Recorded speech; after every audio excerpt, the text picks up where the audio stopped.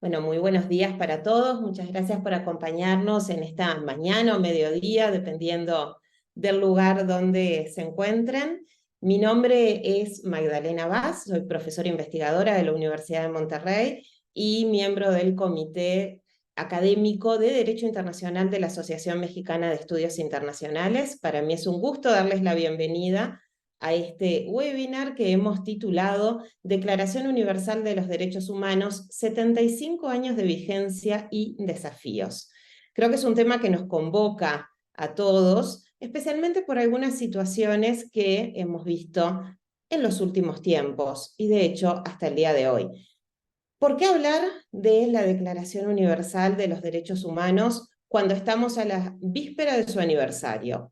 Bueno, en primer lugar, porque si vemos cualquier noticiero, las informaciones que nos llegan sobre la Franja de Gaza y el conflicto sobre Hamás-Israel nos atraviesa, nos convoca, pero más cercano a nosotros también podemos ver la situación de los migrantes en el tapón del Darién, en Panamá, donde sus derechos son vulnerados prácticamente en todo el tiempo que se encuentran allí. Pero también nos podemos encontrar con otras situaciones que están vinculadas a los derechos humanos. Por ejemplo, cuando una minera, como puede ser Glencore, desvía un arroyo en la Guajira colombiana y deja sin acceso al agua potable, que es un derecho humano consagrado desde el año 2010, a un grupo, una población originaria en la zona más seca de toda Colombia. Nombré tres situaciones bien diferentes vinculadas a los derechos humanos. No nombré ninguna en México, no nombré ninguna en Estados Unidos, porque justamente voy a invitar a mis colegas a que hagan referencia a alguno de estos casos y podamos reflexionar juntos, quienes estamos en el programa, pero también quienes nos acompañan, y agradecemos mucho por eso en el día de hoy. Antes de comenzar, quisiera, por favor, pedirles a todos que mantengan sus micrófonos apagados. Vamos a tener un espacio de preguntas al final y si alguno de ustedes desea hacer la pregunta de manera oral, les damos, por supuesto, el tiempo para que así lo hagan. Les voy a repetir esta solicitud a lo largo de esta hora y media, que vamos, hora 20 ya nos queda, que vamos a estar juntos en la mañana de hoy. Bien, si les parece, si mis colegas están de acuerdo, comenzamos. Les cuento cómo va a ser la dinámica que tenemos en la mañana de hoy. Van a ser 3 rondas de preguntas. Vamos a trabajar como una mesa de debate. En esas 3 rondas de preguntas nos vamos a ocupar del pasado, el presente y el futuro para entender la vigencia y los desafíos de la Declaración Universal de los Derechos Humanos. Les voy a dar la palabra a cada uno. Recuerden que tienen un tiempo acotado y que la idea es escucharnos y debatir entre todos. Asimismo, los voy a presentar en la primera ronda de preguntas cuando les dé la palabra. Si estamos de acuerdo, entonces comienzo con la primera pregunta y presento a este panel de lujo que tenemos hoy y a la primera persona que ustedes se encuentran en el flyer. Vamos a seguir ese orden. Vamos a la primera pregunta. La primera pregunta refiere al pasado, porque nos hemos estructurado de esa manera.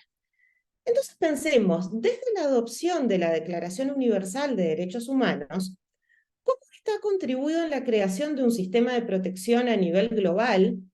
Y agrego algo más, cómo ha permeado en otras áreas conexas al derecho, otras ramas del derecho, pero también otras disciplinas que se encuentran en sus márgenes. En este sentido, le voy a dar la palabra, en primer lugar, a Mari Carmen Peloche Barrera. Ella es doctora en Derecho y Ciencia Política por la Universidad de Barcelona, profesora del Departamento de Ciencia Política y Relaciones Internacionales de la Escuela de Ciencias Sociales y Gobierno del Tecnológico de Monterrey. Es miembro de la American Political Science Association, la Asociación Mexicana de Estudios Internacionales, así como la Red de Norteamericanistas y del Seminario Permanente de Estudios Canadienses, ambos del CISAN-UNAM. Ha sido investigadora visitante en el McCain Institute de Washington, D.C. y en la Universidad de Roma La Sapienza. Sus áreas de investigación se centran en política estadounidense y canadiense, seguridad nacional y política migratoria de Estados Unidos. El piso es tuyo, Mari Carmen. ¿Qué nos puedes contar del pasado, justamente de la Declaración Universal de los Derechos Humanos? Magdalena, muchas gracias. Buenos días a todos. Es un placer compartir el foro con ustedes y con mis entrañables colegas del Comité de Derecho Internacional. Bienvenidos a todos. Y pues tú mencionabas, Magdalena, al inicio de este espacio, pues algunos ejemplos que dan cuenta de los grandes desafíos que hay a 75 años de vigencia de la Declaración Universal de los Derechos Humanos.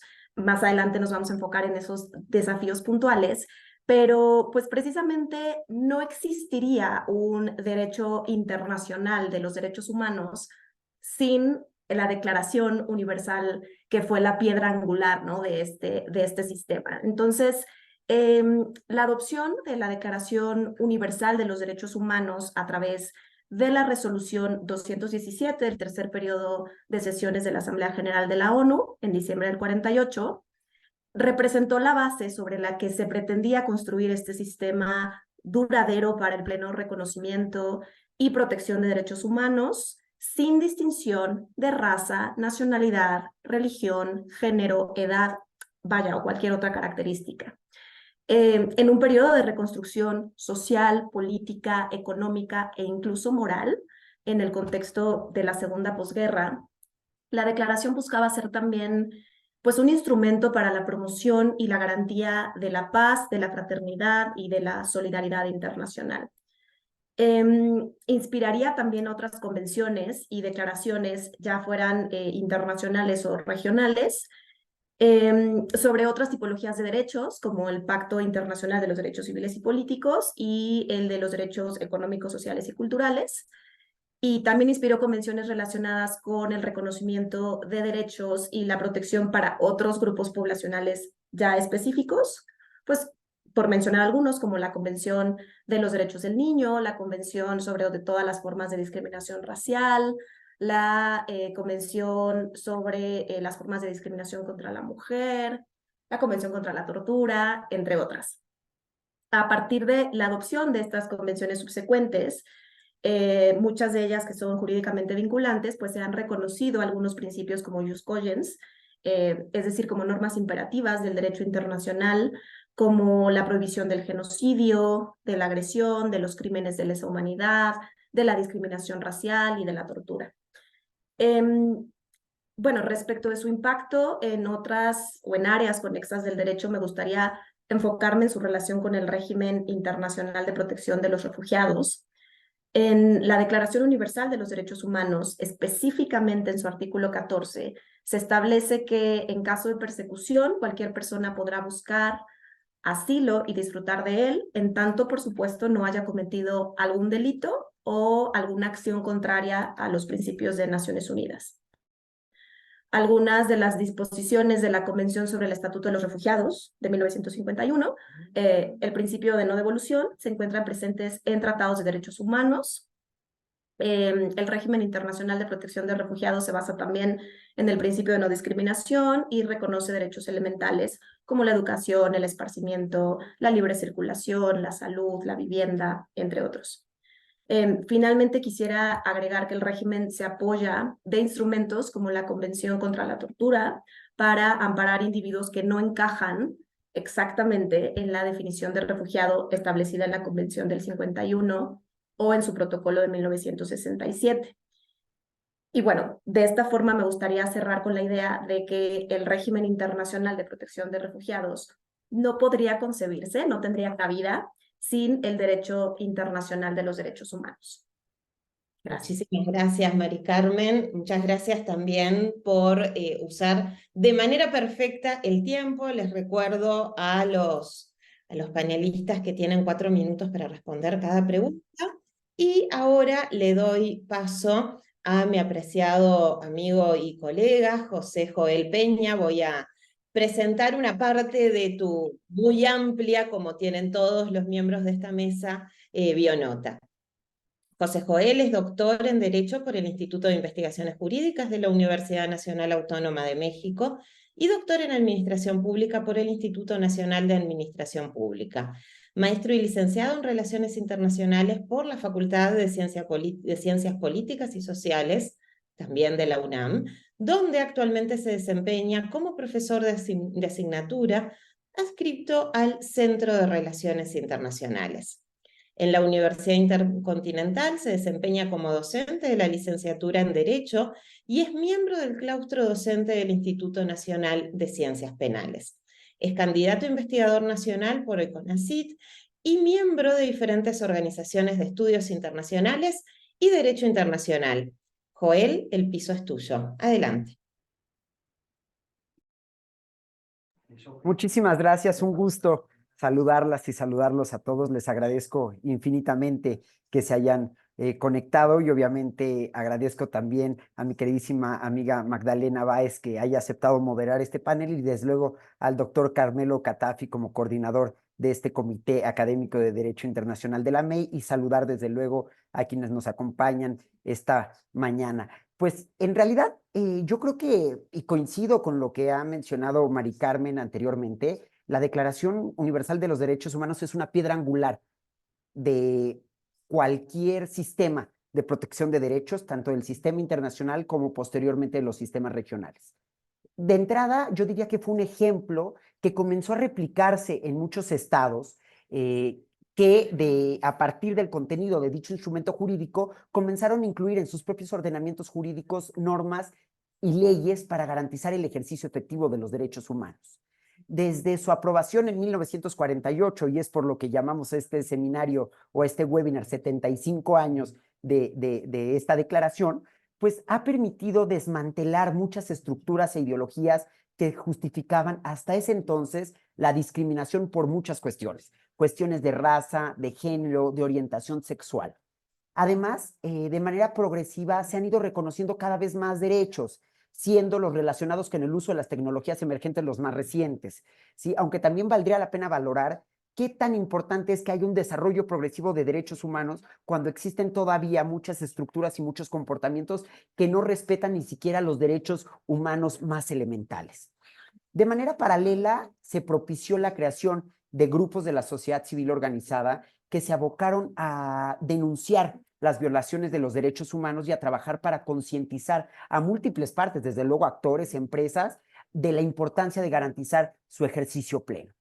Y todo esto en conjunto, desde mi perspectiva, ha alentado, como ya bien lo mencionaba Mari Carmen, la suscripción de múltiples tratados internacionales y regionales para defender y proteger los derechos humanos, siendo estos cada vez más específicos. Es decir, la declaración es un paraguas, ¿no?, que permitió hablar de los derechos humanos de manera general, pero con el paso del tiempo, pues ya se empiezan a elaborar y a implementar diferentes instrumentos jurídicos, tanto vinculantes como no vinculantes, relativos a derechos específicos, ¿sí? En un momento se hablaba de la prohibición a la discriminación, y posteriormente viene un instrumento jurídico relativo a la protección de las personas de la comunidad LGBTIQ+, para evitar que éstas sean discriminadas, ¿no? Es decir, cada vez se va especializando más en los instrumentos jurídicos relativos a los derechos humanos y por esa complejidad y también por múltiples violaciones que se dieron a los derechos humanos, incluso desde la creación o aprobación de este instrumento en el marco de la Asamblea General de la ONU, pues también ha llevado a la necesidad de crear tribunales internacionales y tribunales regionales de derechos humanos, que como sabemos, pues lo que buscan es enjuiciar a personas responsables o incluso estados, dependiendo su ámbito de competencias, por cometer crímenes de guerra o violaciones masivas de derechos humanos. Entonces, más allá de que yo podría tener una postura un poco crítica, sobre todo con lo que está pasando actualmente, y tengo entendido que lo veremos más adelante, pues sí es importante rescatar que estos 75 años han tenido cosas muy, muy positivas para garantizar a todas las personas y a la humanidad en su conjunto, al menos en gran parte de los países que se les llama países de Occidente, por usar una nomenclatura conocida, pues se les garantiza de en mayor medida y con un mayor alcance, pues el respeto a los derechos humanos, aunque insisto, hay muchas lagunas, no solo jurídicas, sino también para garantizar su efectiva protección. Muchísimas gracias, Joel, como siempre, exacto también con el tiempo. Como estamos a la mitad de la primera pregunta y nuestra colega Adriana Jiménez está con problemas de conexión, vamos a hacer como unas palabras clave hasta ahora.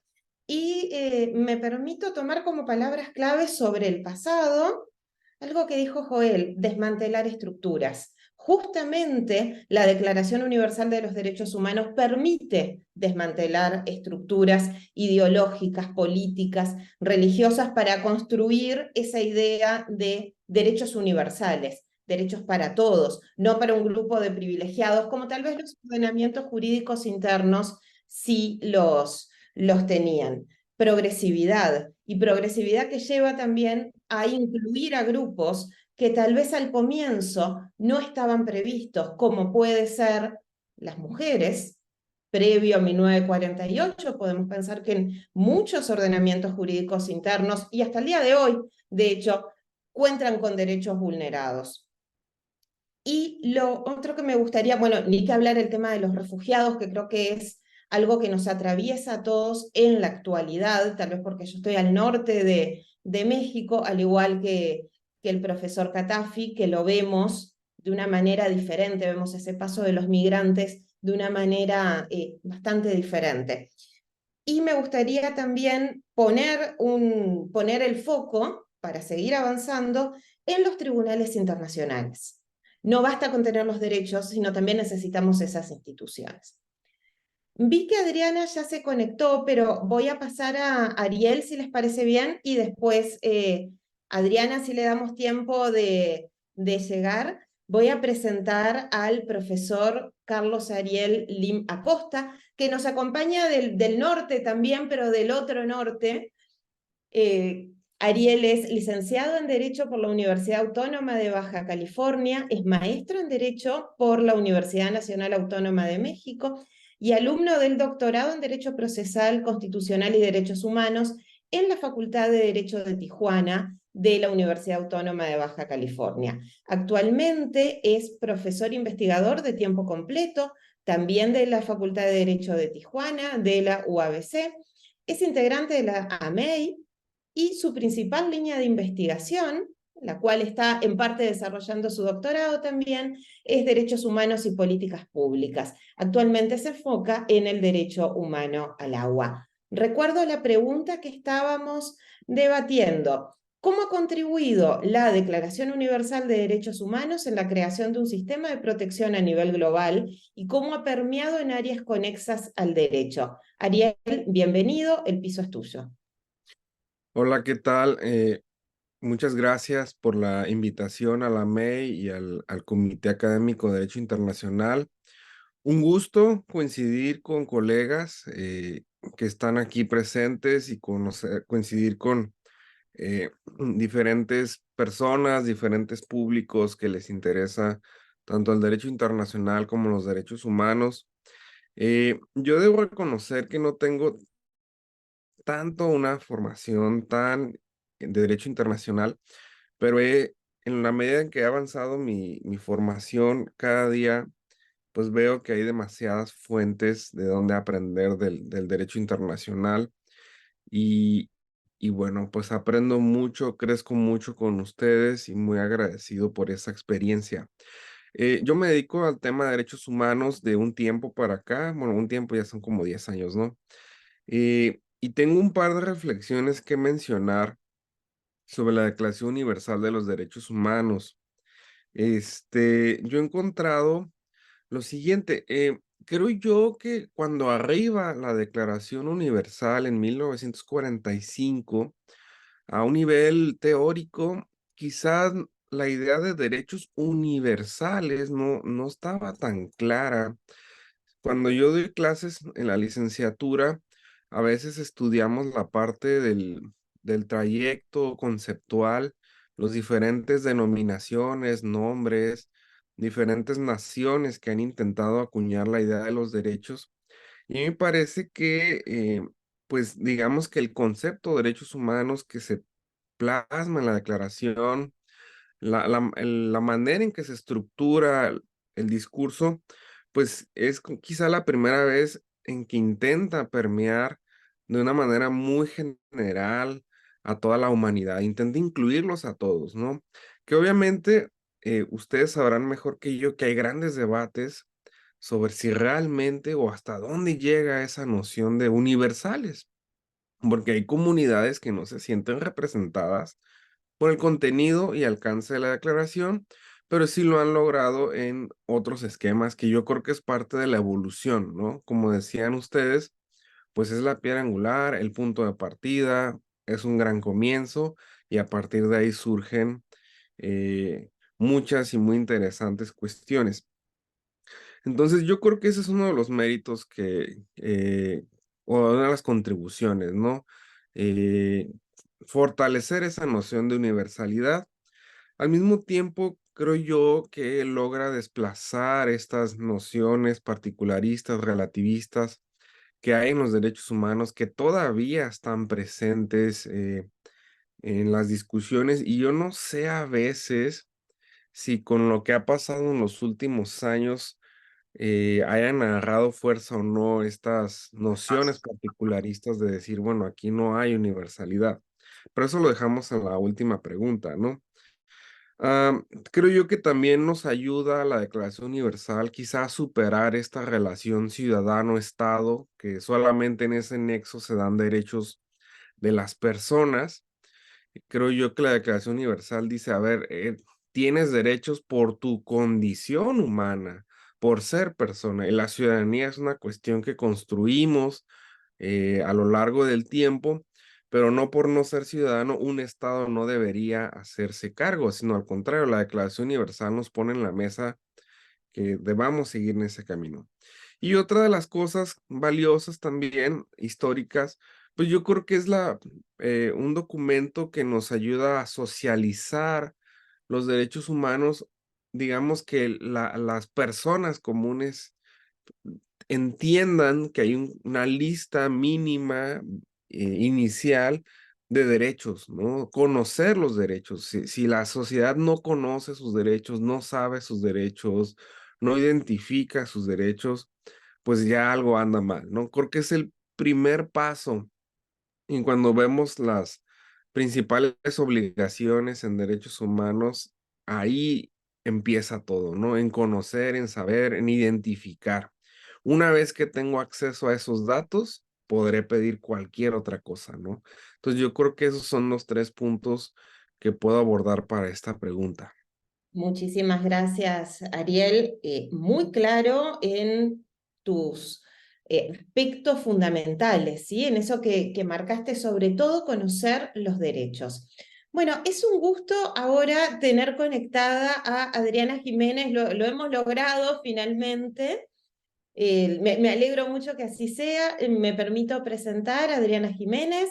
Ella es doctora en Ciencias Sociales y Políticas por la Universidad Iberoamericana, Campus Ciudad de México, maestra y licenciada en Derecho por la Facultad de Derecho de la UNAM, miembro del Sistema Nacional de Investigadores, miembro consultivo del Taller de Derecho Internacional y Relaciones Internacionales, Alberto Ulloa Sotomayor de la Universidad Nacional Mayor de San Marcos, Perú, que compartimos también, yo también soy miembro consultivo del taller y de la Asociación Mexicana de Estudios Internacionales. Ella es profesora de asignatura en la Facultad de Ciencias Políticas y Sociales de la UNAM. Estamos analizando el pasado, el legado, en qué ha contribuido la Declaración Universal de Derechos Humanos. El piso es tuyo, Adriana. Muchas gracias. 4 minutos, por favor.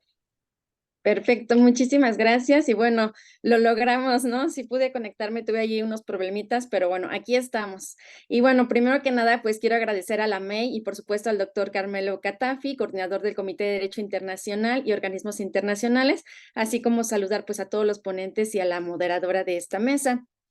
Contestando la primera pregunta, sin lugar a dudas, pues la Declaración Universal de los Derechos Humanos de 1948, pues supuso el primer reconocimiento universal de dichos derechos.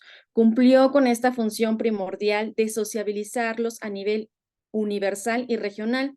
En este sentido, pues se le reconoce ser la base de diversos sistemas de protección que se nutren y se retroalimentan entre sí, pero también que brindan respuestas particulares a condiciones regionales específicas. En consecuencia, podemos observar similitudes en dichos sistemas. Por ejemplo, los tratados en materia de derechos humanos en el sistema universal y los regionales usualmente pues siguen la misma configuración, ya que buscan el respeto de las normas de derechos humanos, estableciendo un listado en los mismos. Este listado, por supuesto, es progresivo y no es exhaustivo, y en algunos también incluyen deberes y obligaciones. Dado lo anterior, pues también podemos señalar que cabe la posibilidad de que un Estado que no sea parte, por ejemplo, de un sistema regional de derechos humanos, se encuentre vinculado también por el sistema universal y viceversa, lo cual, por supuesto, brinda un amplio espectro a la protección de los derechos humanos. También encontramos diferencias. Por ejemplo, destaca la estructura de los sistemas regionales. El sistema europeo, por ejemplo, rompió con el patrón dual de comisión-tribunal, dotando por el sistema interamericano. Y en su protocolo de 1998, pues abolió la comisión dejando únicamente en manos de la Corte Europea la eficacia del sistema. Otro caso contrario, por ejemplo, es el africano, que desde un inicio contó con una comisión y posteriormente se creó un tribunal mediante el protocolo de la Carta Africana de Derechos Humanos y de los Pueblos de 1988. Este tribunal, de hecho, es el más reciente. Entró en vigor en 2004 y apenas comenzó sus funciones hasta 2006. En tanto, por ejemplo, que el sistema universal pues no cuenta con un órgano jurisdiccional, sino con un Consejo de Derechos Humanos. En consecuencia, los sistemas, a pesar de contar con procedimientos particulares, se alimentan entre sí, aportando unos a otros sus propias experiencias, sus instituciones, sus procedimientos e interpretaciones, ampliando los derechos de las personas. Adicionalmente, pues esta colaboración nos beneficia a todos. De hecho, desde 2019 y 2020, los tribunales regionales, el interamericano, el africano y el europeo trabajaron en conjunto y emitieron un reporte jurisprudencial para integrar sus principales desarrollos durante esos años. Entonces, efectivamente, la Declaración Universal de los Derechos Humanos, pues es la base. Sin embargo, de acuerdo a cada una de las regiones, de sus propias características históricas, políticas, económicas y sociales, dieron tintes diversos a los sistemas regionales, ¿no? Entonces, ahí yo creo que hay que reconocer también esta parte. Muchas gracias. Muchísimas gracias, Adriana, también por ajustarte al tiempo. Bien interesante introducir ese desarrollo en los sistemas regionales, que ha sido en algunos casos similar y en algunos casos diferente. Me permito recordar que a nivel de sistema interamericano, es anterior la convención, es unos meses anterior, ambas son del 48, tanto la declaración como la convención, pero la del sistema interamericano a nivel de la Organización de Estados Americanos es anterior en el tiempo. Bueno, muchísimas gracias, Adriana. Ahora le voy a dar paso a Carmelo Catafi, que es nuestro coordinador del comité académico, a quien le agradecemos muchísimo que haya tenido la buena disposición para organizar este webinar y estar debatiendo y reflexionando hoy juntos, y espero que sea el primero de muchos de esta gestión. Lo voy a presentar. Carmelo Catafi, profesor asociado adscripto al Departamento de Ciencia Política y Relaciones Internacionales del Tecnológico de Monterrey, doctor y maestro en Ciencias Sociales, licenciado en Ciencias Políticas con especialización en Política Internacional. Es miembro del Sistema Nacional de Investigadores, nivel 1, esto también lo compartimos con Carmelo, además de ciudad, además de ser extranjeros en Monterrey. Director del doctorado en Ciencias Sociales, coordinador del Comité Académico de Derecho Internacional de la MEI, como habíamos mencionado, miembro de la Junta Nacional Directiva de la Asociación Mexicana de Ciencias Políticas, director del Comité Estatal Nuevo León, es representante de los 53 comités científicos de la International Political Science Association, de la IPSAN, y Research Committee Liaison, representative de la IPSA también, consejero técnico del Ceneval para Ciencias Políticas. Adelante, Carmelo, te toca la difícil tarea de hablar después de tan buenas exposiciones, pero el piso es tuyo. Adelante. Muchísimas gracias, qué gusto y qué honor estar con ustedes compartiendo este espacio y no solo con las personas que van a estar ahí platicando en este webinar, pero también a todos los colegas y las colegas que veo conectados. Entonces, muchas gracias por estar aquí con nosotros. Y a ustedes gracias por haber aceptado inmediatamente, ¿no? Yo solo mencioné, deberíamos organizar algo y ya estábamos conformando este gran equipo de personas expertas en el tema que estamos compartiendo este espacio. Y bueno, como mencionaba, yo estaba quitando a lo que había pensado de platicar algunas cosas de acuerdo con las geniales intervenciones que han tenido y que no me quedó nada. Entonces voy no vamos a pasar a las otras preguntas. Bueno, voy a tratar un poco de resumir también lo que había pensado de compartir con ustedes con un enfoque distinto. Para empezar, yo considero que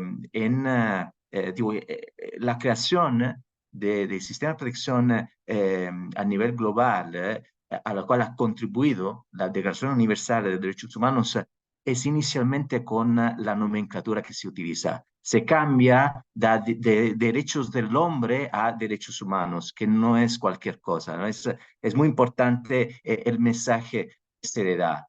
Y es importante ver cómo se empieza a influir en las constituciones de los estados que reconocen a los derechos humanos que existen y ya empiezan a no considerarse como aquellos que los otorgan, porque no tenemos que esperar que algo que es inmanente, algo que es universal, que es inherente a cada persona, pues se tenga que esperar que una constitución así lo reconozca. Pero sí, en ese momento existía esta necesidad de poner en claro que no se puede hacer una distinción por la nacionalidad, por el género, por origen étnico o nacional, por el color, la religión, el idioma o cualquier otra condición. Entonces, estamos hablando de derechos universales, de derechos inalienables, de derechos que son indivisibles, interdependientes. Estamos hablando entonces de derechos que tienen que operar conjuntamente y ser garantizados conjuntamente, desde los derechos políticos, civiles, a los derechos económicos, sociales y culturales. Aquí lo que tenemos como gran legado es también la existencia de un examen periódico universal que a cada estado se hace de acuerdo a lo que son luego los requisitos que tenemos que tomar en cuenta para examinar el respeto de los derechos humanos en cada una de las entidades.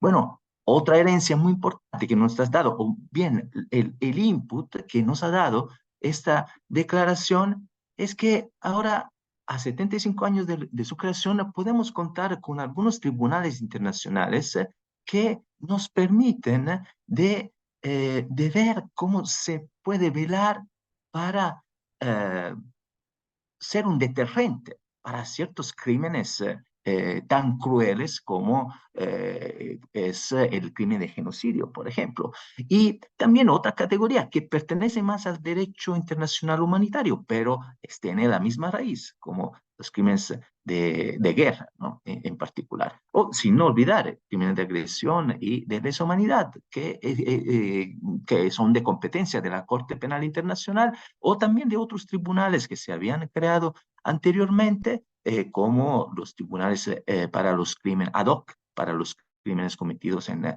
Ruanda o en la ex Yugoslavia, otros tribunales también. En el camino a los cuales se les ha encomendado de proteger, ¿no?, los derechos humanos, de juzgar sobre cierto tipo de violaciones, como es el caso de los tribunales especiales para Sierra Leona, para Líbano, el caso de terrorismo en particular, primer ejemplo, y Camboya, Timor Oriental. Pero lo que tenemos que considerar es también que en este transcurso, en este camino, en este transcurso de años, hemos visto cómo también han nacido ciertas quejas ligadas al concepto de neocolonización cultural a través de la europeización de los derechos humanos. Una crítica muy interesante, en cierto tiempo también merecida, pero vamos a continuar Sí, más al rato sí, con eso, que creo que ya se me nos fue el parece. tiempo. Muchas gracias, Carmelo. Además, eso último que mencionabas me parece muy interesante volver a traerlo cuando veamos el futuro, ¿sí? Porque esa crítica se mantiene, no es solo del pasado, sino que es una crítica que se mantiene y tal vez es uno de los desafíos que tenemos para el futuro.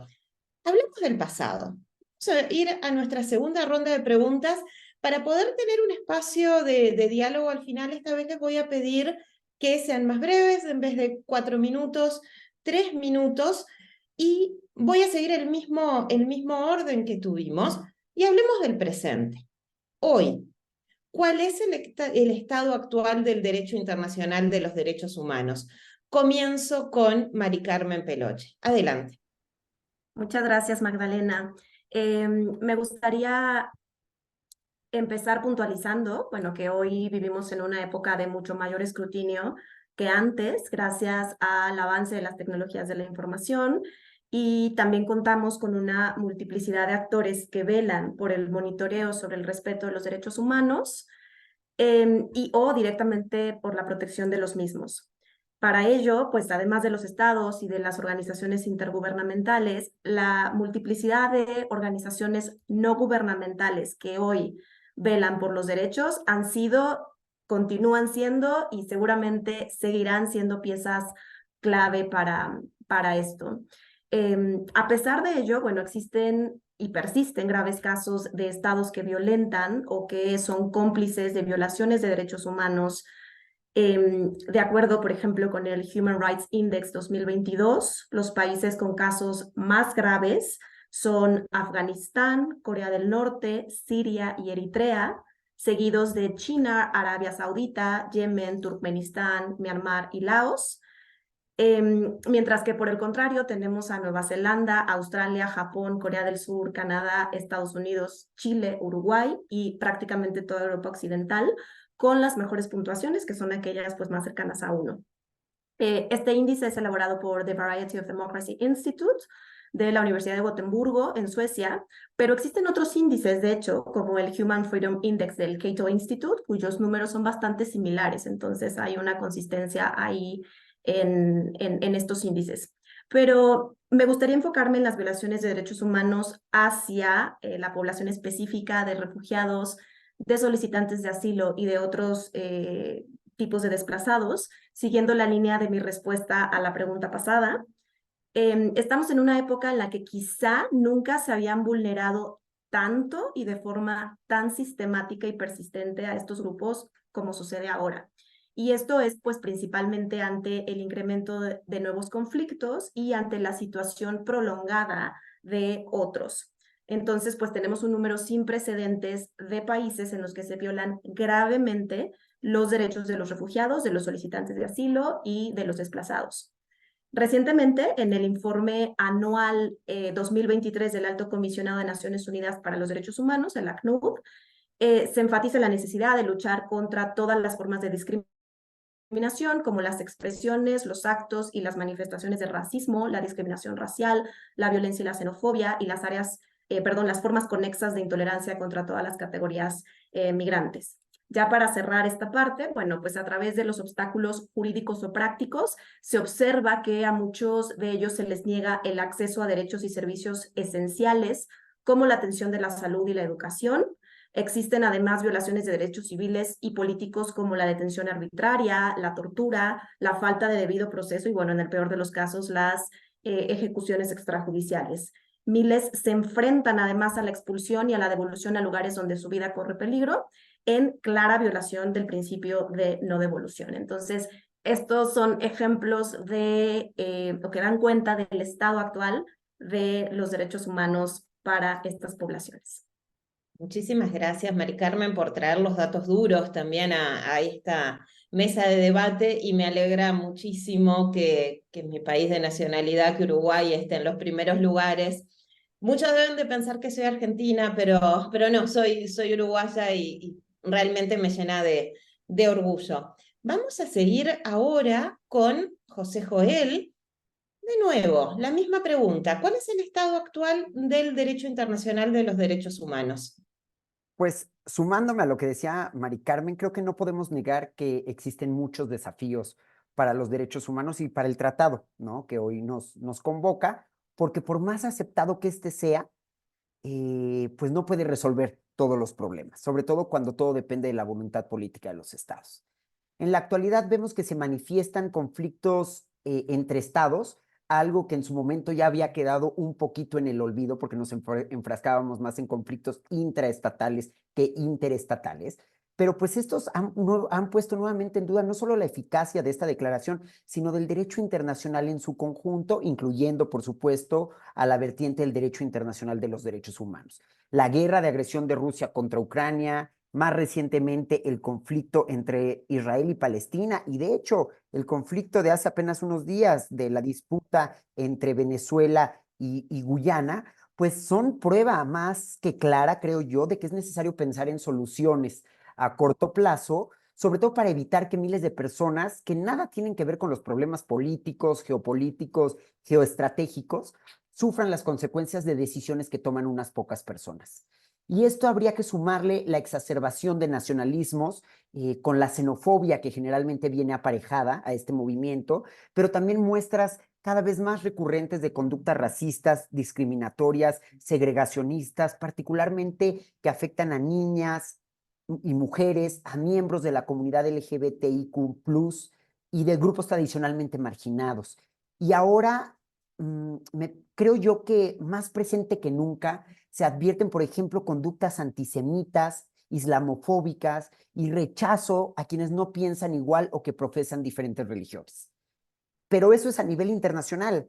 Además, habría que agregar que a nivel interno de los estados surgen con mayor frecuencia gobiernos autoritarios y extremistas que no respetan los derechos humanos, ni la división tradicional de poderes, ni la independencia de los medios de comunicación, por mencionar algunos ejemplos. Diría que se atenta contra la democracia y el Estado de Derecho. Y además existen incluso textos constitucionales que todavía son poco garantistas o cuya redacción muestra lagunas jurídicas que de alguna forma limitan la defensa plena de ciertos derechos humanos. Y con esto cerraría. En términos generales, creo que sigue existiendo una desigualdad sistémica entre estados, también dentro de estos, que lamentablemente es creciente y que amenazan, y mutuo propio, lo digo, en todo momento cualquier iniciativa para proteger los derechos humanos, insisto, por más garantista o por más incluyente o internacional o aceptada que ésta llegara a ser. Muchísimas gracias, Joel. Bien interesantes los temas que traes a la mesa justamente para seguir debatiendo. Derechos humanos, democracia, Estado de Derecho. Me quedo con esa idea que es una de las patas del orden liberal internacional que tanto nos preocupa ahora que parece que se está yendo o parecería que está en transformación y no sabemos qué es lo que viene después, si viene algo mejor o viene algo peor, estamos justamente en esa transición. Le voy a dar la palabra ahora a Adriana Jiménez. Seguimos analizando el presente. ¿Cuál es el estado actual del derecho internacional de los derechos humanos? Muchas gracias. Pues bueno, yo creo que el derecho internacional de los derechos humanos pues sigue evolucionando y fortaleciéndose de acuerdo con el principio de progresividad y gracias a la adopción de tratados internacionales, así como por la creación de diversos mecanismos contenciosos y no contenciosos, y sobre todo a la imputación de responsabilidad internacional de los estados por violaciones a los derechos humanos a través de tribunales especializados. Pues en este sentido, creo que contamos con marcos jurídicos internacionales, regionales y nacionales de protección. Sin embargo, más allá de estos, pues seguimos observando las violaciones de derechos humanos, como bien lo comentaba Joel, pues en todas partes del mundo, ¿no? Llama la atención, por ejemplo, lo que comentaba el doctor Carmelo, por la gravedad de las violaciones de derechos humanos, las llamadas atrocidades masivas, que comprenden crímenes de lesa humanidad, genocidio, crímenes de guerra y depuración étnica. Las atrocidades masivas pues no son nuevas, han afectado a la humanidad a lo largo de toda su historia, tanto en tiempos de guerra como de paz, en conflictos internacionales y no internacionales al interior de los estados. Sin embargo, si acudimos a los reportes del Global Center for the Responsibility to Protect, observamos que al día de hoy, por lo menos en alrededor de 16 estados, se están llevando a cabo atrocidades masivas, como Afganistán, China, Corea del Norte, Congo, Sudán, entre otros. Pero también aproximadamente en 4 estados se encuentran en riesgo de cometerse, por ejemplo, República Centroafricana, Sudán del Sur, Yemen, Eritrea, y cerca de 15 estados se encuentran en análisis, ya que cuentan con condiciones que pueden o no desencadenar la comisión de atrocidades masivas. En este sentido, la comunidad internacional, para reforzar esta Declaración Universal y otros tratados en materia de derechos humanos, pues adoptó la responsabilidad de proteger mediante la resolución A/Res/60/1 de la Asamblea General de las Naciones Unidas, en el documento final de la cumbre de 2005. En este sentido, pues la responsabilidad de proteger nació como un compromiso político que representó uno de los mayores logros en las últimas décadas, junto con la creación de la Corte Penal Internacional y se entiende que fue realmente un aporte a la evolución del derecho internacional de los derechos humanos, reinterpretando las relaciones entre diversos actores nacionales, regionales, internacionales y asignándoles nuevas responsabilidades en el ámbito de la prevención y detección de atrocidades masivas sobre la base del mismo marco jurídico internacional existente. Y bueno, yo creo que uno de los grandes restos, y creo que es lo que voy a hablar en la siguiente pregunta, es precisamente el compromiso, porque creo que tenemos estos grandes instrumentos, pero necesitamos un compromiso político, que bueno, ya ahondaré en la siguiente pregunta. Gracias.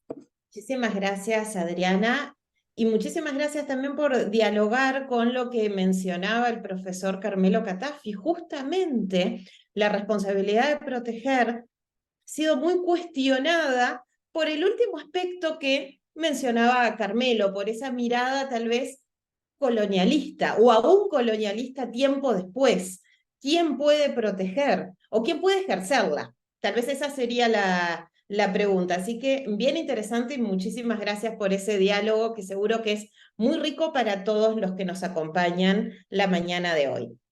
Paso ahora a Ariel y seguimos analizando el presente. ¿Cuál es tu posición, Ariel? Adelante. Muy bien, muchas gracias por el uso de la voz. Yo ahorita tengo un conflicto entre la pregunta actual y la que sigue, entonces, voy a dividir lo que quiero decir en dos.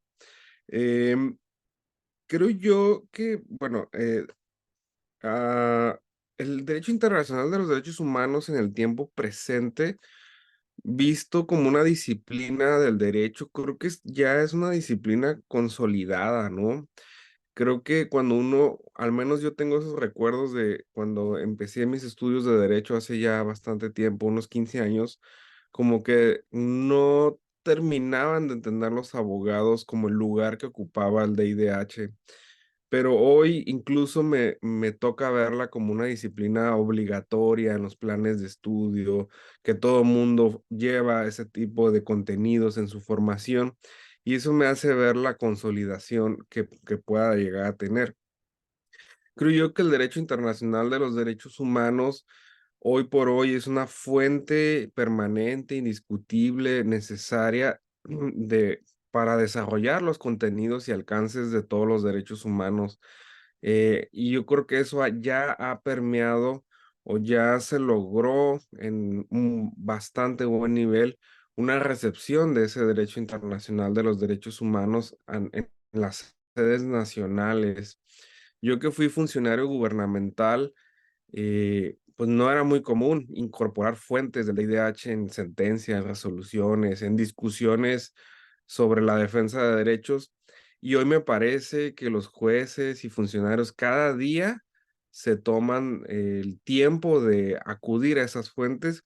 Inclusive cuando uno revisa la literatura, pues se encuentra que los desarrollos más novedosos sobre derechos humanos están ahí.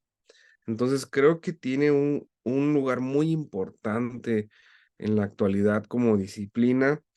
Creo que está ejerciendo como disciplina un liderazgo en el desarrollo, aunque obviamente desde IDH dice, estados, ustedes desarrollen derechos, ustedes también pueden establecer otros contenidos, pero pues ahí se nota pues de dónde baja, o sea, de lo internacional, yo creo que de internacional baja pues hacia lo nacional. Quizás sí con la agenda pendiente que de lo nacional podamos llevar otras causas hacia arriba, ¿no? Y ya por último, me parece que en los últimos años, pues quizá hay una especie de integración entre el derecho internacional de derechos humanos y el derecho nacional, digamos, se han ido compaginando y uno ve luego en las leyes más nuevas, al menos en México, que ya se incorporan principios, contenidos, etcétera, o que la inspiración para ciertas medidas, pues fueron del derecho internacional. Entonces, esa sería mi aportación y la parte de las cosas que no me gustan del presente para la siguiente pregunta. Me parece muy bien, muchísimas gracias Ariel y también muchísimas gracias por traer a la disciplina, no solo el objeto de estudio, sino a la disciplina. Voy a contar muy brevemente no es una anécdota, es parte de la historia. La licenciatura en Relaciones Internacionales en la Universidad de la República, en Uruguay, yo soy egresada de Derecho y de Relaciones Internacionales. En relaciones internacionales no hay derechos humanos. Recién en la última modificación del plan de estudios, se introduce la posibilidad de cursarla como materia opcional y se cursa con los estudiantes de Derecho. Qué importante sería que además de los abogados, los futuros internacionalistas tengan esta asignatura como obligatoria en su plan de estudios. Gracias por introducir el tema porque me parece que es sumamente importante discutirlo, debatirlo. Y ya le doy la palabra para el cierre de esta segunda pregunta a Carmelo Catafi. El piso es tuyo. Gracias, Magdalena. Y bueno, aquí yo quisiera remarcar algo importante. Cuando hablamos de indicadores, hay que considerar si vamos a considerar, si vamos a contemplar a las ratificaciones de los tratados. De los 18 tratados internacionales que se refieren a derechos humanos, en este momento, por ejemplo, Estados Unidos solo ha ratificado 5, ¿no? Y hay países que lo han ratificado todos o le falta algunos donde sí vemos que se habla de clara violación de derechos humanos en algunos ámbitos. Ahí también tenemos que considerar que si se tuvo que ratificar algo, si se tuvo que celebrar algún tratado internacional, significa que desde las instituciones se tuvo que poner un alto a algo que está ligado a la fragilidad humana, es decir, que realmente hay personas que piensan en el mal de la humanidad en general, en el mal de otros seres humanos. Entonces, esto es algo muy importante que estamos viendo y en este momento estamos viendo también la regionalización de los derechos humanos con convenciones que tratan de ser compatibles, pero a veces tenemos un problema en la interpretación. Digo, tenemos una Convención Americana de Derechos Humanos, tenemos una Convención de los Derechos Fundamentales en la Unión Europea, bueno, en la Unión Europea también, pero en Europa también, fruto del trabajo del Consejo de Europa, que dio vida al Tribunal Europeo de Derechos Humanos, que actualmente tiene 75.000 casos pendientes. De estos, por ejemplo, la mayoría, más del 30%, está ligados a algo que sucedió en Turquía, por ejemplo, o una demanda ligada a Turquía. O en segundo lugar está la Federación Rusa, por ejemplo. En tercer lugar está Ucrania, que sola tiene los mismos casos pendientes que otros 37 países europeos. Entonces, estamos en una situación donde se generó un problema de interpretación de los derechos humanos. Aunado a esto, digo, no nos olvidemos de la Carta de los Derechos Islámicos, por ejemplo, también la Carta de Cairo, muy importante porque ahí también volvemos a las críticas a esta europeización de los derechos. Y yo creo que es importante ver cómo observar la conducta humana con este enfoque de los derechos humanos, pero también la conducta de los estados, de todas estas entidades que se supone que tienen que trabajar para proteger los derechos humanos, para promover los derechos humanos, para garantizarlos, pero finalmente luego vemos que los tribunales están llenos de casos donde se tienen los estados que defender en contra de demandas donde hay clara evidencia de cierto tipo de violación de los derechos humanos, finalmente. Entonces, esto es algo que estamos viviendo en estos tiempos y bueno, tenemos que encontrar unos canales para volver al diálogo, sea a través de la participación ciudadana, pero también a través de la participación entre estados o representantes de estados finalmente. Muchísimas gracias, Carmelo. Tomo tus últimas palabras. Participación a diferentes niveles, pero sobre todo acción colectiva. Creo que esa es la clave es la acción colectiva. No hay lugar para trabajar de manera unilateral, tenemos que trabajar juntos en un tema tan importante como este. Les agradezco a todos los que nos acompañan, que si tienen alguna pregunta, por favor pueden ir dejándola en el chat para que las leamos al final de esta última ronda de preguntas, que también voy a pedirles que sean breves. Esta vez les voy a dar también 3 minutos en lugar de 4. Sé que es un gran desafío porque vamos a hablar del futuro. La pregunta para cerrar es, ¿cuáles son los principales retos que hoy, o sea, en la actualidad y mirando hacia el futuro, dificultan la protección de los derechos humanos? ¿Podrían brindarnos algunos ejemplos de países que presentan desafíos en torno actualmente y mirando al futuro, al pleno reconocimiento y respeto de los derechos humanos? Voy a ir con el mismo orden y voy a comenzar con Mari Carmen, que estoy segura que tienes unos ejemplos muy interesantes para aportar. El piso es tuyo.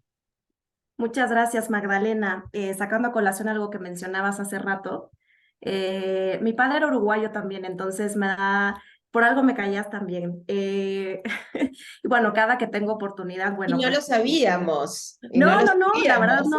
Pero sí, siempre está como esa... escuchas el acento y pues muchos piensan directamente te pasará que eres argentina, lo mencionabas hace rato, pero bueno, siempre que puedo honro al paisito. Bueno, ahora sí, ya, espero que no cuente como parte de mi tiempo. Pues básicamente yo creo que algo en lo que hemos coincidido todos y que seguramente se reafirmará esta idea es que el principal reto es pues el respeto y el cumplimiento de los instrumentos ya existentes, ¿no? Ya sean o no jurídicamente vinculantes. Y es que el derecho internacional de los derechos humanos cuenta con un vastísimo número de estos instrumentos y aún más si le sumamos o si tomamos en cuenta los del derecho internacional humanitario y los del régimen de protección de refugiados. Por ejemplo, en la búsqueda por robustecer el régimen jurídico y para atender los desafíos, el ACNUD ha publicado principios y directrices de recomendaciones sobre los derechos humanos en fronteras internacionales, por ejemplo, o para migrantes en situación de vulnerabilidad. Digo yo, siguiendo esta línea de migrantes, refugiados y desplazados. En 2018, por ejemplo, se adoptaron los pactos mundiales sobre refugiados y el Pacto para una Migración Segura, Ordenada y Regular, que ambos pactos contienen especificaciones importantes sobre los derechos humanos de estos grupos. Entonces, hay instrumentos, se siguen haciendo, pero pues lo que falta por parte de muchos estados es esa voluntad de cumplirlos. Persiste además en el caso de algunos estados, pues este dilema entre dónde terminan los usos y costumbres, dónde terminan las prácticas religiosas que muchas veces pueden entrar en conflicto con el reconocimiento universal de los derechos, que no debería ser, pero bueno, sucede. Y lo mismo pasa con los estados que justifican ciertas políticas y acciones con la salvaguarda de la seguridad nacional, como el caso de Estados Unidos, por supuesto, y algunos estados europeos también. Respecto de ejemplos sobre potenciales violaciones de derechos humanos, bueno, pues lo hemos visto desde la década pasada con el éxodo de sirios que han intentado y que siguen intentando, muchos de ellos ingresar a Europa desde el este y que han visto violados sus derechos en países como Grecia y como Hungría. Vemos, bueno, ya lo mencionaba Joel hace unos minutos, lo que sucede en la Franja de Gaza con los palestinos violentados por Israel, los ucranianos a quienes se les han violado sus derechos tras la invasión rusa de principios de 2022. Y bueno, pues hay muchísimas poblaciones más en esta situación, como los refugiados y desplazados de Afganistán, Myanmar, Sudán del Sur, Venezuela. Y por otro lado, bueno, ejemplos de países que han violentado derechos, además de Grecia, Hungría, Israel y Rusia. Podría dedicarme 20 minutos hablando de una lista exhaustiva, pero bueno, por mencionar solamente algunos más: Macedonia, Bulgaria, Libia, Sudán, Myanmar, México, Estados Unidos, Irán, Pakistán, Malasia, Turquía. Y bueno, pues yo creo que para cumplir con el tiempo lo dejo hasta aquí. Muchísimas gracias, Mari Carmen. Bien interesantes los ejemplos que has mencionado. Voy a darle la palabra ahora a Joel. El piso es tuyo. Muchísimas gracias. Yo creo que retomando igual lo que hemos platicado hasta ahora, y me encanta que es una conversación muy fluida, no tanto formal, sino como muy amena, y eso se agradece. Yo creo que es fundamental, y creo yo que ha pasado por la mente de todas y todos nosotros, la necesidad de replantear el ordenamiento jurídico internacional. ¿Por qué? Porque sabemos que este se creó a mediados del siglo pasado, de hecho ya suena algo muy lejano, ¿no? Y por ende ya no puede responder a los retos que surgen día con día, además que todavía algunos estados, y por ejemplo me refiero a los miembros permanentes del Consejo de Seguridad de la ONU, pues continúan teniendo preeminencia de jure y de facto sobre el resto de los países del mundo. Para realizar esta tarea, que es por demás compleja, titánica incluso, creo que es necesario tener en mente que la única vía para lograr la paz duradera y un desarrollo económico, político y social, pero con efectos tangibles que impliquen una mejora de la calidad de vida de las personas, es fundamental el respeto irrestricto y equitativo de todos los derechos humanos. Creo que es fundamental y es una condición sine qua non para poder lograrlo. La Declaración Universal de los Derechos Humanos y todos los instrumentos jurídicos, tanto vinculantes como de soft law, que han derivado de esta piedra angular en la materia, creo que son la mejor hoja de ruta para elaborar estrategias que garanticen una mejor protección de los derechos humanos en todo el mundo. Y se trata de una responsabilidad compartida, totalmente compartida. No se la podemos achacar a un solo actor. Por lo que es fundamental, insisto, que todos los estados y los individuos y nosotros mismos como personas titulares de derechos y en muchos momentos garantes de estos derechos, si trabajamos, por ejemplo, en instituciones públicas, pues desde nuestras trincheras nos aboquemos a esta tarea. Pero pues lamentablemente se observa que muchos estados, además de que no se respetan derechos humanos a nivel interno, como lo mencioné en mi intervención pasada, pues los gobiernos no cumplen con las sentencias que emiten tribunales regionales e internacionales, a pesar de haber aceptado la competencia contenciosa. El caso del nivel de incumplimiento, por ejemplo, de las sentencias de la Corte Interamericana de Derechos Humanos es un caso de estudio muy interesante, pero también de la Corte Europea de Derechos Humanos. México, por ejemplo, no ha cumplido con las sentencias de la Corte que ordenan eliminar la figura del arraigo y agregar elementos para justificar de mejor manera la prisión preventiva oficiosa. ¿Sí? Ambas figuras contenidas en nuestra Constitución, que aparte son claramente contrarias a lo establecido en la Convención Americana sobre Derechos Humanos, de la cual el Estado mexicano es parte.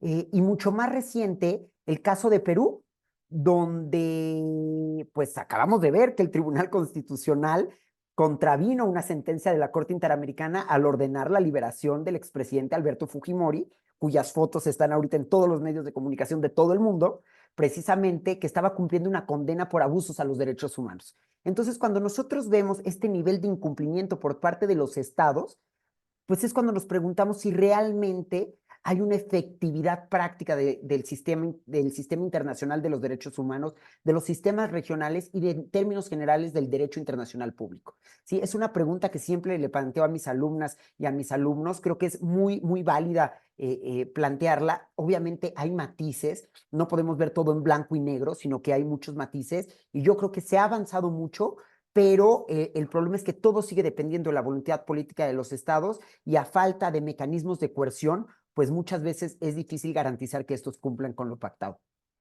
Muchísimas gracias, Joel. Gracias por traer los matices al debate. Y tus últimas palabras hacen referencia indirectamente, porque es muy probable que no hayas visto, a la pregunta que hizo Martín Nasif, estudiante de Relaciones Internacionales de la Universidad de la República en Uruguay, en el chat.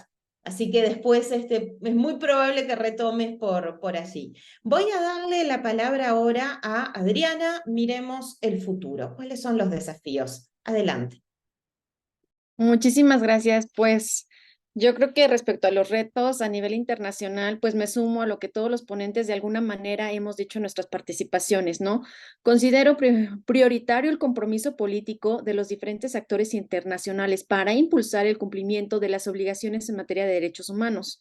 Por ello, se plantea la importancia de realizar cambios fundamentales en la voluntad política de dichos autores, que a pesar de los marcos jurídicos que tenemos, pues se continúan con violaciones de derechos humanos. En mi opinión, esta falta de compromiso se puede reflejada en distintas maneras y desde distintas perspectivas. Solo quiero mencionar algunas, por ejemplo, el no brindar una respuesta oportuna para detener la comisión de atrocidades masivas en diferentes partes del mundo, o por ejemplo, que de los 34 Estados miembros de la OEA, pues tan solo 22 han aceptado la competencia contenciosa de la Corte y como bien mencionaba Joel, pues muchas veces no se cumplen las sentencias. Por ejemplo, en el sistema africano, pues existe una escasez de recursos financieros y de personal, ya que estos dependen del presupuesto ordinario de la Unión Africana, lo que se combina con la ausencia de exclusividad laboral, por la que los miembros de la comisión pueden tener al mismo tiempo otros cargos públicos. Y a nivel nacional, pues bueno, creo que el desafío más apremiante y coincido con lo que han comentado los anteriores ponentes, pues es que el Estado mexicano y todos los estados cumplan con sus obligaciones en materia de derechos humanos. Tanto deberes como obligaciones, ¿no? En esta materia, como por ejemplo, pues el respetar los derechos humanos, que implica que los estados deben abstenerse de interferir o limitar el disfrute de estos, o la responsabilidad de proteger a las personas que exige a los estados que prevengan los abusos en materia de derechos humanos hacia individuos y grupos. En cuanto a la responsabilidad de garantizar, por ejemplo, los estados deben tomar medidas activas para facilitar el disfrute de los derechos fundamentales a nivel individual, además de hacer valer nuestros derechos, pues como decía Joel, pues es importante que también todos respetemos los derechos de los demás. Es decir, que los derechos humanos no se queden en el papel, que no sean tan solo las normas, es decir, que se conviertan en acciones, que se conviertan en una realidad. Muchas gracias. Muchísimas gracias, Adriana. Me quedo con esa frase, que los derechos humanos se conviertan en una realidad para todos, no importa el lugar en el que estemos y en todos los tiempos. Me quedo con esa idea y paso rápidamente a Ariel. Miremos el futuro. ¿Cuál es tu propuesta? Bueno, yo creo que comienzo diciendo lo siguiente. Justamente me pasó que estaba presenciando, voy a tomar una pequeña anécdota para empezar. Estaba presenciando un webinar de mi tesis, ¿no? Yo trabajo el agua y cuando llegan a las conclusiones me puse muy triste porque las personas del panel dijeron todas las soluciones a los problemas ya se conocen, ya existen, ya se dijeron. pero algo sucede que no las logramos pasar del paper, de los documentos, a la realidad, ¿no? Y ahí es donde quiero empezar con lo que había dicho la compañera, la falta de voluntad. O sea, ya sabemos la medicina en muchos de los casos. Es cierto que hay cuestiones difíciles de resolver, que puedan ser un enigma todavía, pero muchas cosas son sabidas y conocidas por el Estado, por la sociedad, por actores no gubernamentales, y todavía seguimos diciendo, bueno, ¿y qué esperas para la acción? Es como cuando vas al médico y sabes cómo curarte la gripa, ¿y qué esperas para hacerlo? El tratamiento, vaya, que ya está estandarizado, ¿no? Entonces, ese es un primer problema. Creo yo que junto con pegado, es cierto que los derechos tienen estas objeciones de que son caros, pero si los estados no destinan presupuestos específicos o garantizan un mínimo de gasto público, no se van a materializar los derechos. Y en algunos casos hemos visto reducciones presupuestales donde le quitan dinero a sectores valiosos y se lo dan a otros sectores que quizás no sean tan valiosos. Es decir, el Estado a veces parece que su agenda número uno no son los derechos humanos, y lo podemos ver en estas medidas económicas. Eh, Creo yo también que nos hace falta, y lo he leído últimamente más por las clases que doy, que también nos hace falta construir una cultura de colaboración, no sé si llamar corresponsabilidad social en derechos humanos. Es decir, yo veo que el Estado no conecta con la sociedad, conecta cuando hay un litigio y cuando la sociedad civil lo confronta, pero me cuesta trabajo ver cuando el Estado salga a la calle y decir, sociedad, ayúdame, hagamos juntos este proyecto llamado Derechos Humanos. Tengo una percepción personal negativa y creo que es una gran área de oportunidad, ¿no? Esta solidaridad, corresponsabilidad, trabajo conjunto, diálogo. He visto también que a veces hay diálogos, no sé si decirlo así, simulados, fingidos. Me ha tocado participar a mí, que llamaron hace unos años al gobierno a dar mi opinión, y el formato a mí me pareció que dije, bueno, van a poner en hojitas lo que yo dije y otros dijeron, pero al final yo no tengo seguro si eso se va a materializar en políticas públicas, en planes de gobierno, en que los gobiernos luego llamen a los especialistas de asesórame, ayúdame. Pues me pareció infructuoso al final de cuentas, ¿no? Entonces es una insatisfacción del tiempo presente. Y bueno, pues hay muchas cosas más, nada más para cerrar. Último, porque hay que mencionar algún desafío de algún derecho, pues no olvidemos al derecho humano al agua, que está en grandes problemas. Somos un país con escasez, estrés, pobreza hídrica, y veo bastante lenta las medidas para hacernos cargo. Sin agua no hay vida, sin vida no hay nada. Muchísimas gracias, Ariel, por recordarlo. A modo de anécdota, simplemente viví 2 crisis del agua en los últimos años, una en Monterrey y otra en Uruguay, muy diferentemente gestionadas, pero Montevideo se convirtió en la primera capital del mundo sin agua potable. Y antes había vivido la crisis en Monterrey. Esto es una realidad, ya no es ficción, ¿sí? Es una realidad, y me permito también recordar el derecho humano al agua. Tenemos varias preguntas en el chat, así que le voy a pedir a Carmelo, que es quien cierra esta intervención, que por favor sea breve porque tenemos muy buenas preguntas. Todo mérito de ustedes, realmente. Adelante, Carmelo. Muy bien, muchas gracias, Magdalena. Voy a tratar de ser lo más breve posible. Para empezar, quería ver algo muy importante. Digo, que hay que observar cuáles son los derechos humanos que nos están respetando. Por ejemplo, el derecho a un proceso justo es el que más vemos violado en los países que consideramos que respetan los derechos humanos. Porque no estamos hablando de ese listado que nos estaba compartiendo, por ejemplo, María, antes, cuando mencionaba pues, cuáles son los estados que se considera que van mal en este rubro, ¿no? Van peor en este rubro, como Irán, Yemen, Corea del Norte, China, República Democrática del Congo. Pero luego hay que hablar con las autoridades que representan a estos estados y según ellos no están violando los derechos humanos. ¿Qué significa esto? Que hay un problema de entendimiento, hay un problema de interpretación. Y yo había visto al contrario lo que pasa con aquellos que están en primer lugar en el listado, como el caso de Noruega, por ejemplo, de aquellos que más respetan los derechos humanos. El caso de Noruega o de Suiza en particular, y ver que también hay situaciones peculiares donde hay una campaña en Noruega para que se respete el derecho del pueblo sami, por ejemplo, en la transición verde.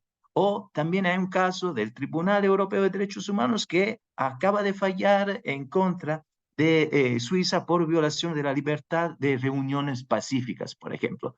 Entonces, en síntesis, lo que nos necesita es empezar a ver una declaración universal de los derechos de la humanidad, porque cuando se han discutido esos 30 artículos de la Declaración Universal de Derechos Humanos, pero también otros artículos que están presentes en otros tratados internacionales que ahora están en vigor y que regulan el sistema regional de los derechos humanos en general, pues, ¿a qué sirven si no se cumple con esto, con esas obligaciones? Y aquí también es importante remarcar que hay que agregar a este listado, volviendo a los 30 artículos de la Declaración Universal que estamos comentando hoy y celebrando, hay que agregar algo que no se había previsto en aquel entonces, como los derechos humanos ligados a la inteligencia artificial, ligados al cambio climático, ligados al derecho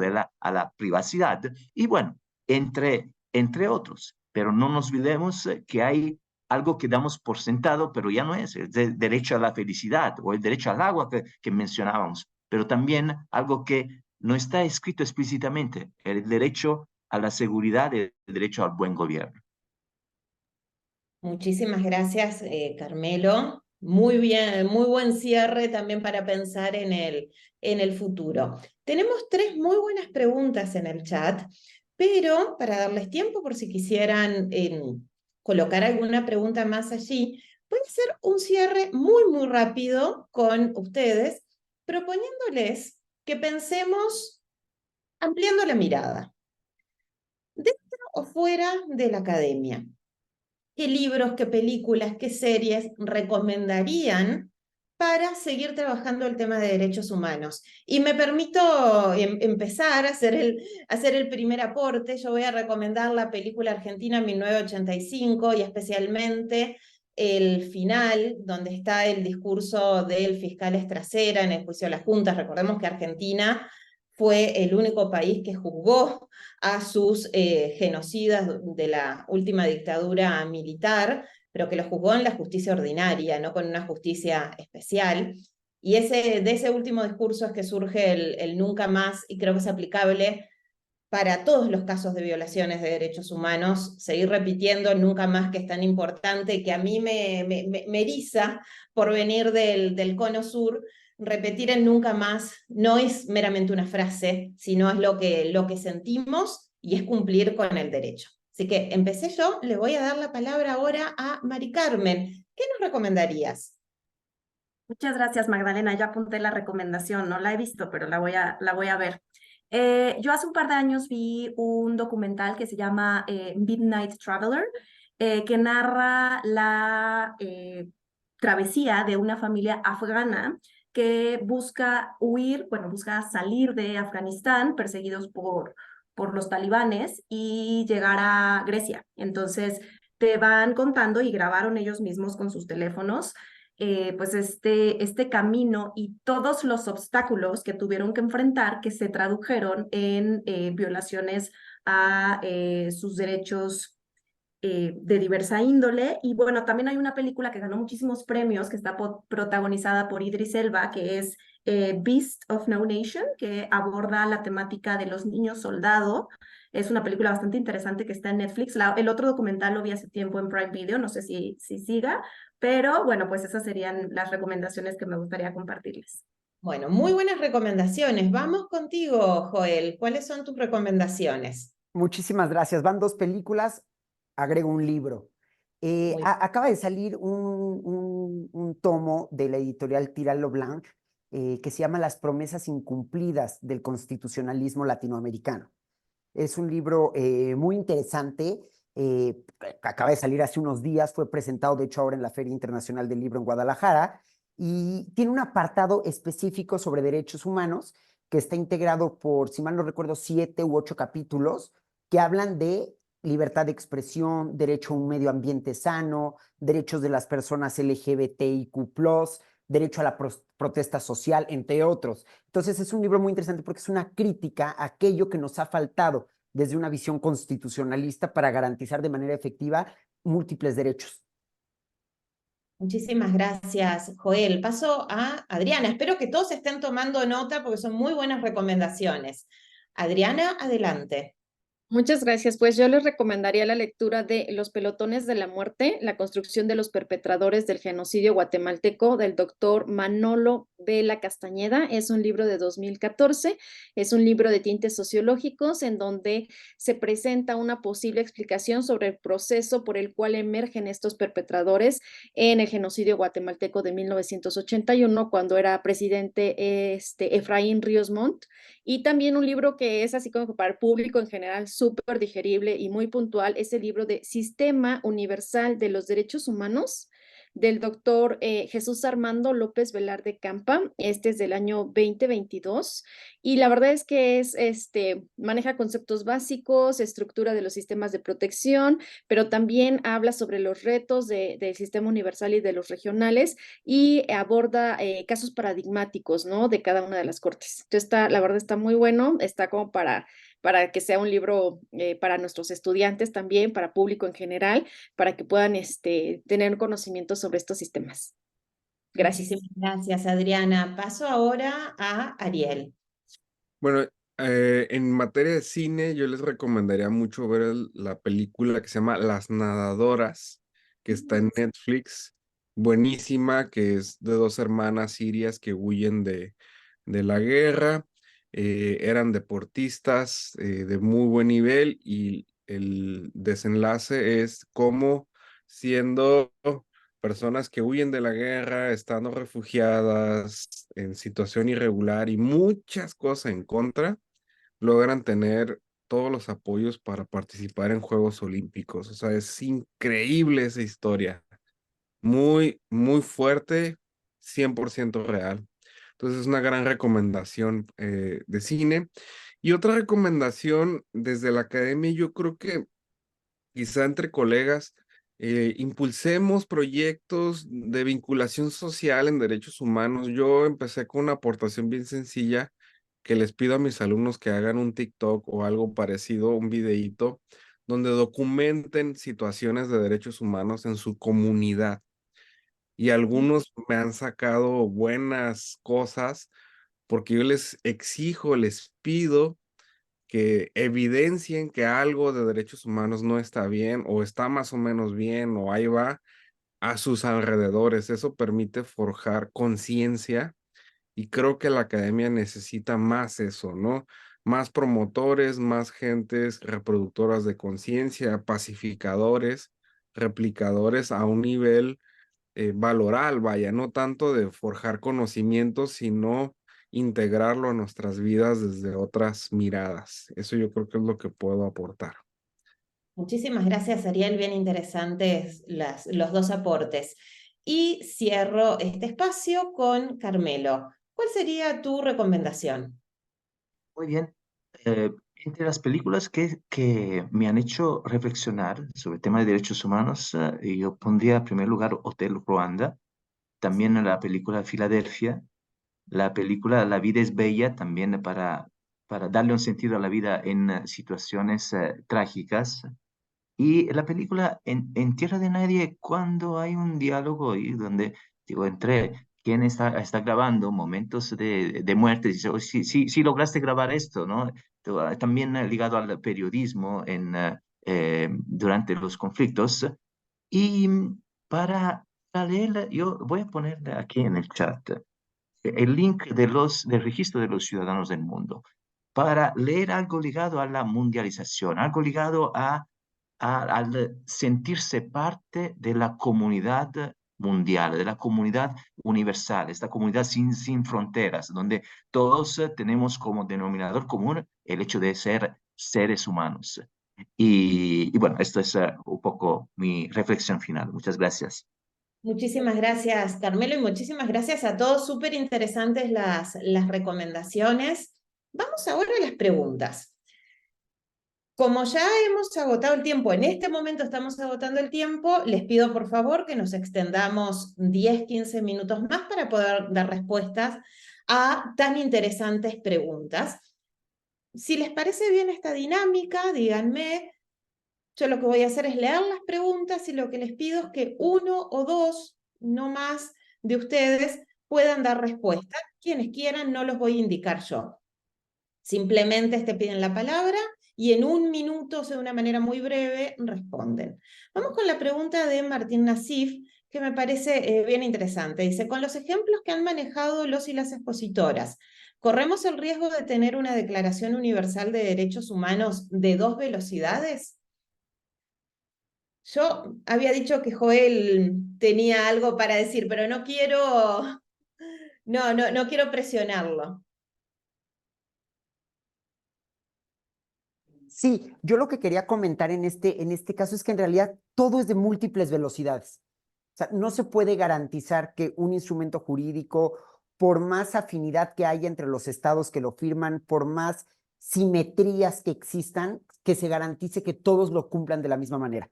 Cada estado, cada parte tiene una realidad muy específica, cuenta con recursos económicos, recursos humanos diferenciados, problemas muy diferenciados que no permiten garantizar de manera efectiva un cumplimiento tajante. Lo vemos en la Unión Europea, que es un proceso de integración tan exitoso, pero que aún así se habla de una integración a múltiples velocidades. Entonces, una declaración a la cual es de la única declaración en materia de derechos humanos de vocación universal, pues obviamente se habla también de una dificultad de garantizar que sea una sola velocidad. Entonces, insisto, todo, incluso dentro de los propios estados en México, con las propias entidades federativas, pues es a múltiples velocidades. Sí es, muchísimas gracias, Joel. ¿Alguno? Sí, adelante, Adriana, cierro contigo. Muchas gracias. Efectivamente, yo concuerdo con Joel. La Declaración Universal de los Derechos Humanos, digamos que es la base, que es la muestra. De hecho, son, como decíamos, 30 artículos, pero no es algo limitativo. Al contrario, estamos bajo un principio de progresividad.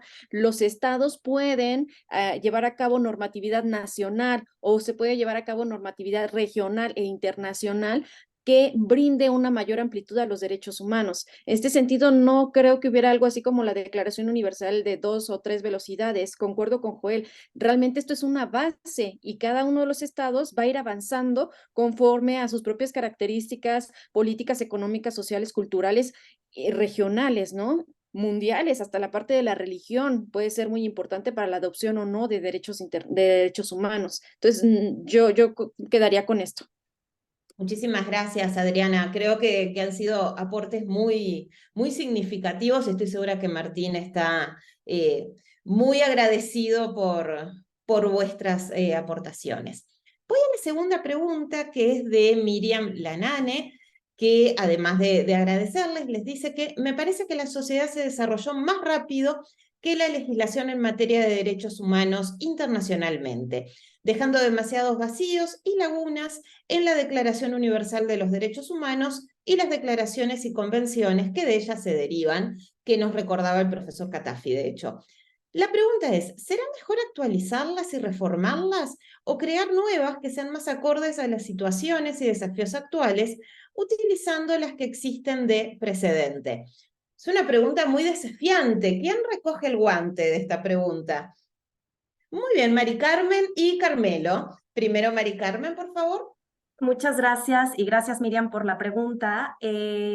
Concretamente, en el régimen de protección de refugiados, esta ha sido una pregunta que se ha hecho en los últimos años sobre cómo hacer, cómo aprovechar los instrumentos ya existentes para no cargar más, por así decirlo, de responsabilidad a los estados, pero que al mismo tiempo pues se comprometan a cumplir lo que ya hay, ¿no? Porque por ejemplo, de la Convención de Naciones Unidas sobre el Estatuto de los Refugiados y el protocolo, son 143 Estados miembros. Es prácticamente, solo faltarían 50 para completar todos los estados del mundo. Pero de estos 143, solo el 25% realmente aporta para el cumplimiento de la convención. Entonces, en este sentido, se considera que es mejor reformar y actualizar lo ya existente y complementar esas deficiencias con acuerdos no vinculantes. ¿Por qué? Porque se cree que esto podría, el intentar crear nuevos tratados, nuevos acuerdos vinculantes,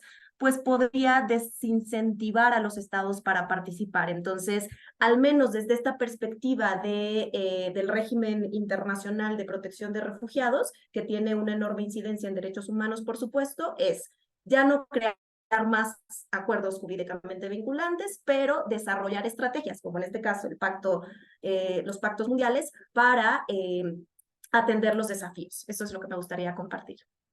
Muchas gracias, Carmelo. Te agradezco brevedad en la respuesta. Muy breve, muchas gracias por las preguntas maravillosas que están llegando. Y bueno, ahí voy a contestar brevemente. Entonces, lo que pasa es que tenemos en los rankings sobre derechos humanos, normalmente en primer lugar está Noruega. Noruega no ha ratificado 4 de los 18 más importantes instrumentos jurídicos. Entonces, lo que pasa es que a veces nos quedamos con la idea que si hay un tratado y si se respeta. Podemos tener una sola declaración, hasta la misma declaración de derechos humanos, la dejamos ahí y que cumplamos con esta, y ya sería suficiente. El problema es que no hemos sido capaces de cumplir con lo que hay. Y por supuesto que luego necesitamos actualizar porque hay algunas interpretaciones que se dan que no dan espacio para encontrar lagunas, a veces donde lagunas no hay. Muchas gracias. Muchísimas gracias, Carmelo. Voy a pasar a la siguiente pregunta rápidamente, que es, no sé cómo se pronuncia tu nombre, Salima Cosens, espero que sea así, y que hace referencia a la polarización, un tema que nos preocupa a todos.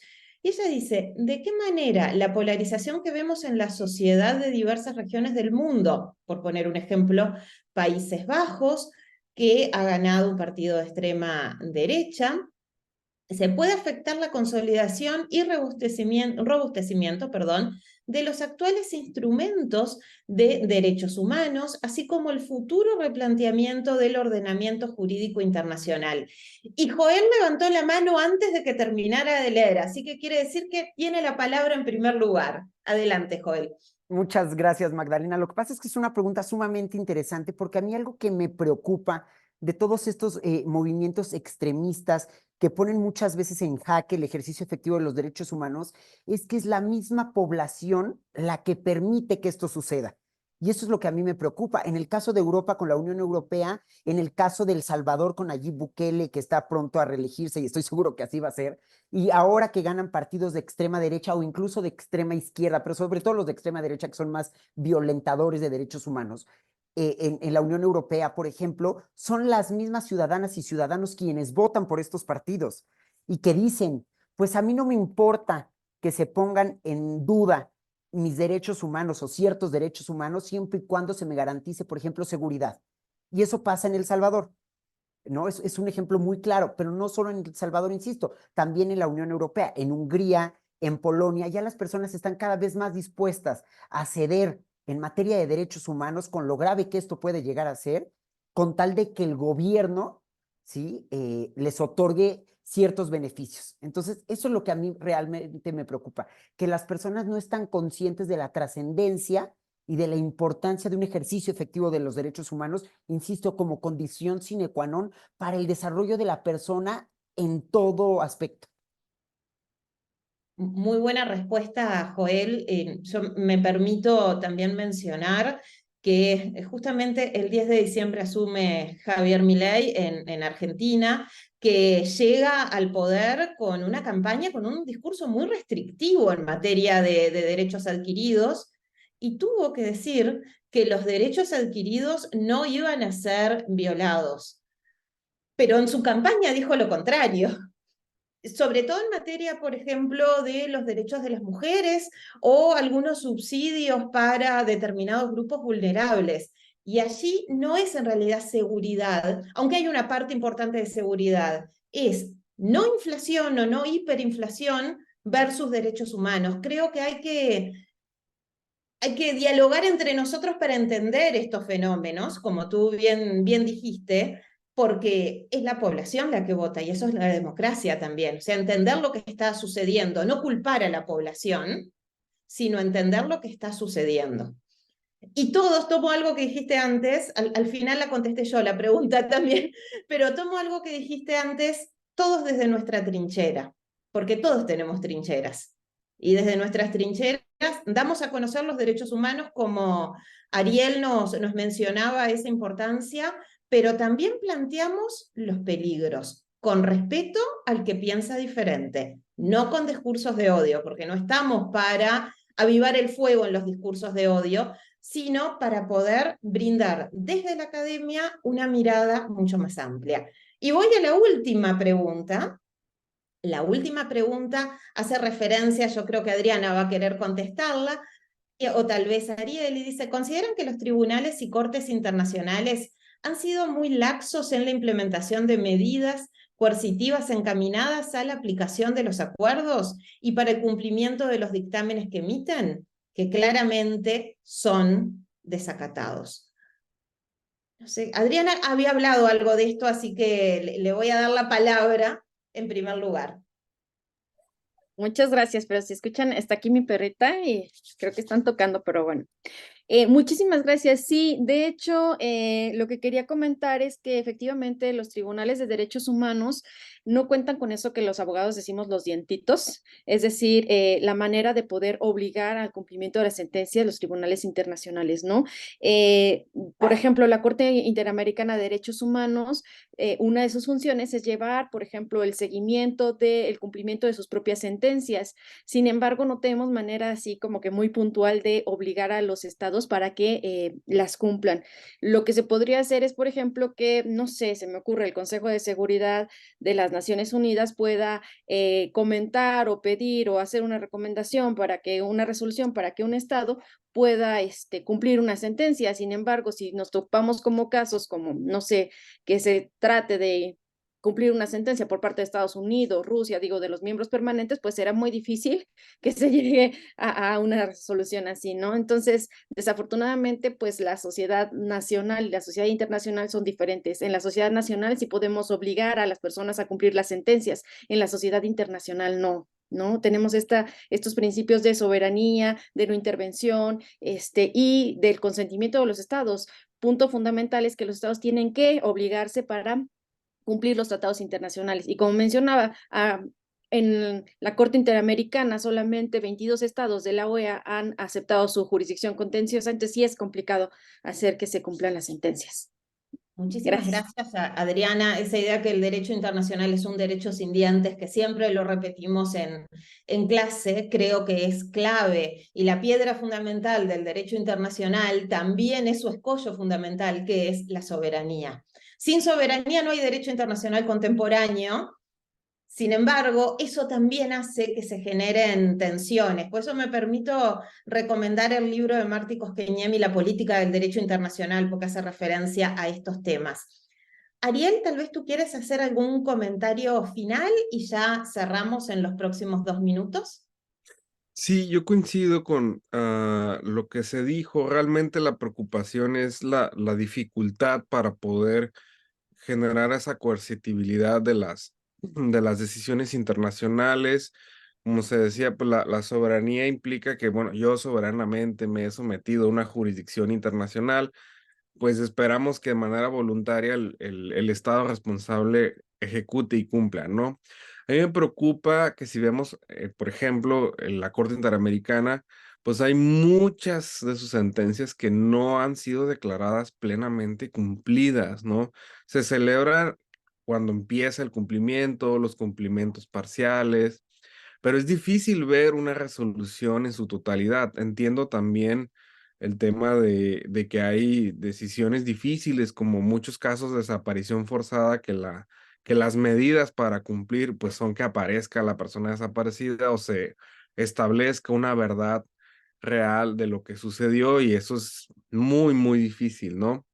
Entonces, pero quizás pueda haber mecanismos de presión internacional. Hemos visto medidas quizás económicas u otro tipo de medidas donde las naciones van empujando a las demás a disciplinarse en respetar las decisiones de los tribunales. Pues algo que me gustaría ver. El panorama no es fácil y sí me preocupa que pues los sistemas a veces, ah, lo que han logrado tristemente es que hay estados que abandonen la jurisdicción, que no quieran suscribir nuevos tratados, que firmen y no ratifiquen tratados, y eso genera quizás nuevas tensiones dentro del derecho internacional, ¿no? Esas reticencias como al castigo, decir, bueno, me voy a meter a tu jurisdicción, pero me vas a sancionar, no me interesa, pues no participo, ¿no? Bueno, muchísimas gracias, Ariel, bien interesante. Daría para otro panel hablar de las sanciones, justamente. Carmelo, un minuto nada más, porque Sí, así cerramos. lo que quería agregar a lo que mencionaron mis colegas es que a veces consideramos que el derecho internacional tiene que ser la panacea. El problema es que si no funciona el derecho interno, que consideramos que tiene los dientes, no puede funcionar el derecho internacional, que consideramos que no tiene estos dientes. Y lamentablemente, en materia de derechos humanos, normalmente los casos ven al Estado que está violando los derechos de un individuo. Entonces, esto es el problema sobre el cual tenemos también que poner los reflectores. Gracias. Muchísimas gracias, Carmelo. Muy buena reflexión para cerrar. Y en este momento les agradezco a todos los que nos acompañaron hoy en nombre del Comité Académico de Derecho Internacional y organismos internacionales de la Asociación Mexicana de Estudios Internacionales. Muchísimas gracias por habernos acompañado. Muchísimas gracias a este panel formidable que me dieron el gusto de haber moderado. Y espero, como les dije, que sea el inicio de muchas otras actividades en conjunto. Hasta pronto, que pasen muy bien. Chau, chau.